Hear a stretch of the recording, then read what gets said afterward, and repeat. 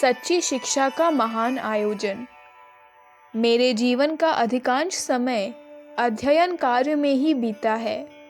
शिक्षा को मैं मनुष्य जीवन की सर्वोपरि आवश्यकता समझता हूँ, इसलिए उसे श्रेष्ठतम लोक सेवा समझकर मैं पूर्ण तत्परता और उच्च श्रद्धा के साथ अध्यापन कार्य में प्रवृत्त रहता हूँ। मेरी आजीविका का एकमात्र साधन अध्यापकी ही रही है, परंतु कभी भी मैंने उसे व्यवसाय नहीं माना। यदि भूखा रहकर भी मुझे यह कार्य करना पड़े तो दूसरे व्यवसाय में करोड़पति होने का अवसर ठुकराते हुए भी अपने इस परम प्रिय कार्य में भूखा मरने की श्रद्धा मुझ में मौजूद है। शिक्षा एक विज्ञान है जिसका उद्देश्य मनुष्य के मस्तिष्क का ऐसा निर्माण करना है जिससे वह अपने मन में मनुष्यता के उपयुक्त सद्गुण, सद्भाव, सद्विचार और सत्कर्मों का आदि बन सके।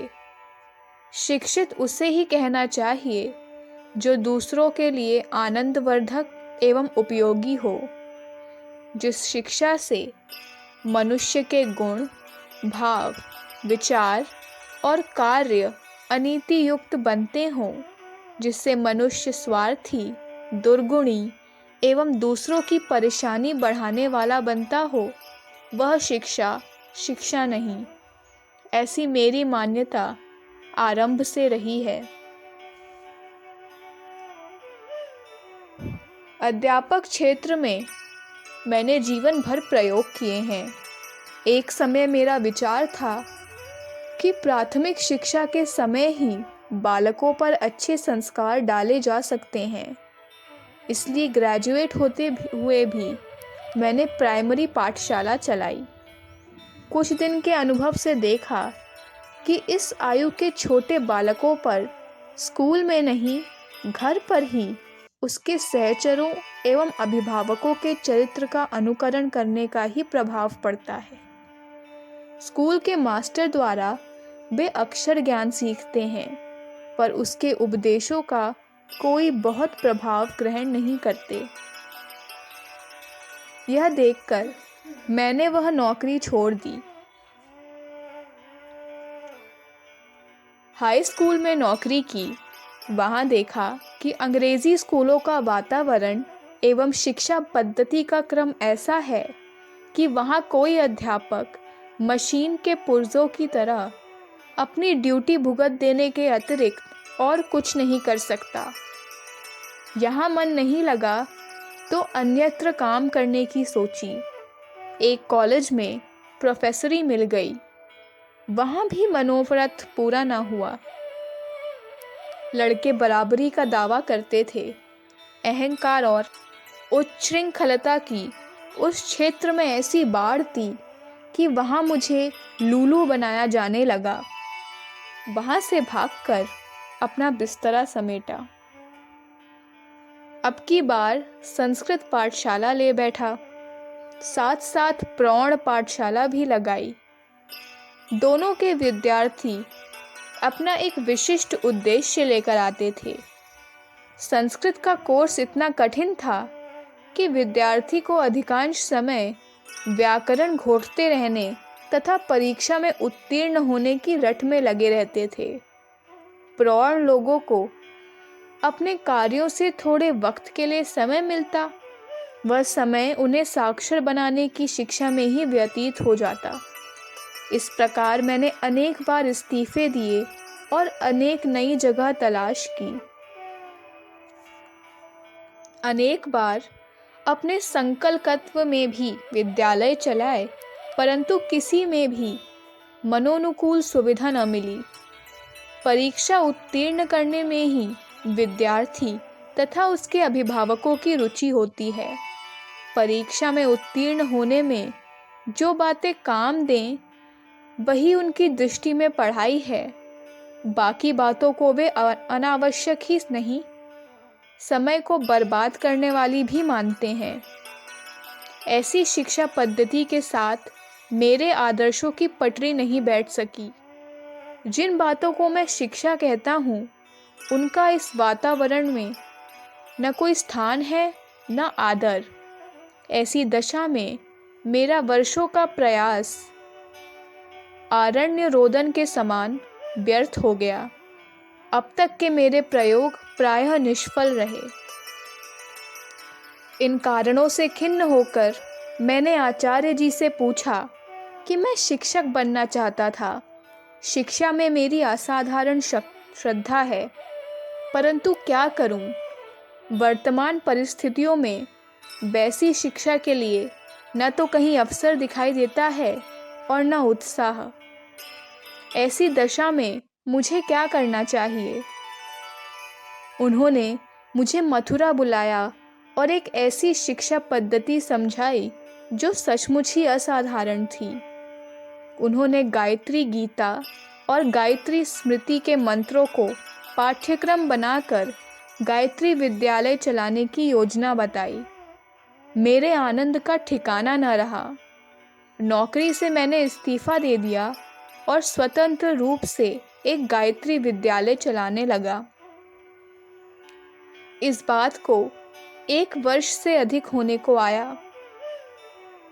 गायत्री के 24 अक्षर, 1 प्रणव, 1 व्राहृत्यां, इस प्रकार 26 दिन का कोर्स होता है। 4 दिन 4 रविवारों को छुट्टी रहती है।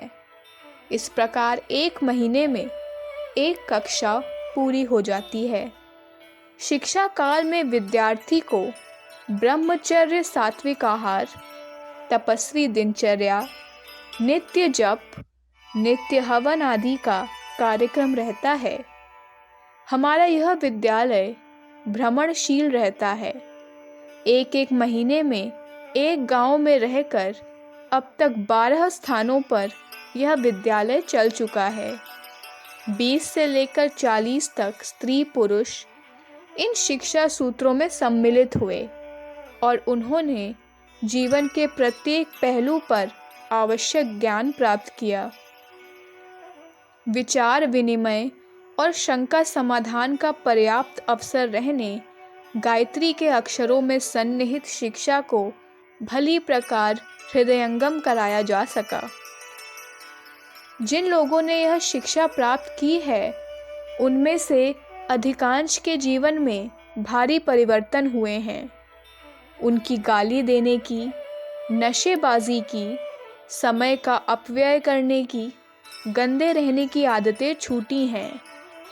दहेज, मृतक भोज, बाल विवाह आदि 3 रीतियों में कमी हुई है। कटु भाषण, द्वेष, कलह, मनोमालिन्य, फूट, पार्टीबंदी, मुकदमेबाजी आदि की अग्नि बुझी है और लोगों ने व्यायाम करना, पुस्तकें पढ़ना आरंभ कर दिया है। फालतू समय में छोटे गृह उद्योगों द्वारा पैसे कमाने लगे हैं। गायत्री जप, संध्या वंदन, रामायण पाठ, उपवास, हवन आदि धार्मिक कृत्यों का एक नया सिलसिला उन लोगों में चल पड़ा है।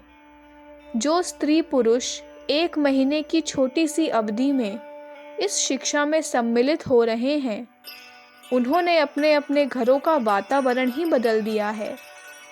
उनके बदले हुए विचार और स्वभाव ने उन घरों में एक नई ही चेतना पैदा कर दी है।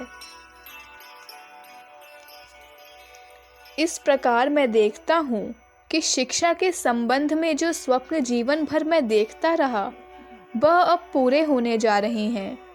साधारण व्याख्यानों से वार्तालाप का वह प्रभाव नहीं पड़ता जो गायत्री के माध्यम से एक नियमित और निश्चित पाठ्यक्रम द्वारा अध्ययन एवं मनन करने से होता है। कोई भी कार्य का एक मुख्य उद्देश्य है और उस उद्देश्य के अनुसार ही परिणाम होता है। जो लोग परीक्षा उत्तीर्ण होने के प्रमाण पत्र लेने के उद्देश्य से पढ़ते हैं उन्हें उसी लक्ष्य की पूर्ति में अपनी पढ़ाई की सफलता दिखती है, परंतु जिनने जीवन निर्माण के लिए, आत्म शांति के लिए गायत्री माता का संदेश सुना है वे अपनी शिक्षा की सार्थकता इसी में देखते हैं। कि वे प्रतिष्ठा, शांति, संपन्नता और उन्नति का जीवन उपलब्ध करें। उनका यह संकल्प पूर्ण रूप से सफल ना भी हो तो भी पूर्ण स्थिति में भारी परिवर्तन हो जाना निश्चित है। इसके अनेक प्रत्यक्ष उदाहरण इस 1 वर्ष की अवधि में मैंने देखे हैं। जब मैं मथुरा गया था तब आचार्य जी ने अपनी योजना बताई थी कि वे किस प्रकार देश में चलते फिरते गायत्री विद्यालय स्थापित करके धर्म और नीति को भारतीय जीवन में ओतप्रोत करेंगे। मेरा जो तुच्छ अनुभव है उसे देखकर यह अनुभव होता है कि ऐसे ही हजारों शिक्षक जब देश भर में फैल जाएंगे तो नवीन समाज की रचना, नवीन युग का निर्माण कठिन न रहेगा। मैं देववादी नहीं, समाज सेवा और राष्ट्र निर्माण में ही मेरी रुचि है। मुझे लगता है कि इन दोनों ही महान आवश्यकता की पूर्ति में आचार्य जी का गायत्री आंदोलन बहुत भारी योग देगा। इसी दृष्टि से मैं गायत्री संस्था में सम्मिलित हुआ हूँ। इस योजना के द्वारा मुझे अपने समाज में और राष्ट्र का भारी कल्याण होते हुए दिखाई पड़ रहा है। अखंड ज्योति, जुलाई 1953, पृष्ठ संख्या 5, 6, 7। हमारे YouTube चैनल विचार क्रांति दूत अखंड ज्योति पत्रिका को सब्सक्राइब करें एवं अगली वीडियोस प्राप्त करने के लिए बेल आइकन दबाएं। धन्यवाद।